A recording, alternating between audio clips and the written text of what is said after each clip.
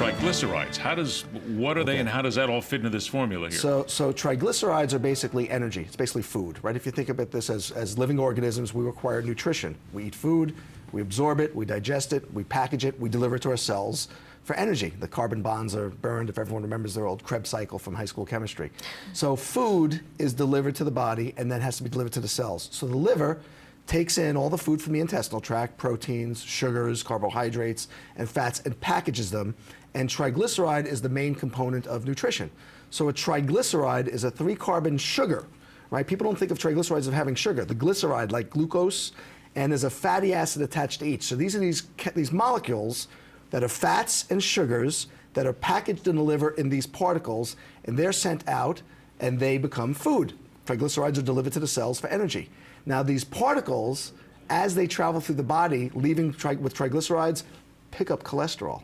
So cholesterol made in the cells is picked up by these particles. We always say we think of them as the bus, and the cholesterol is the passenger. It goes around the blood, picks up the passenger, and brings them back to the liver. I want to thank you very much for bringing Schoolhouse Rock into this. It makes it a whole lot easier to understand. But here's the concept.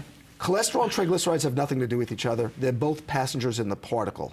And as we alluded to earlier, it's not the cholesterol and the triglyceride level specifically, is that particle getting into the arteries.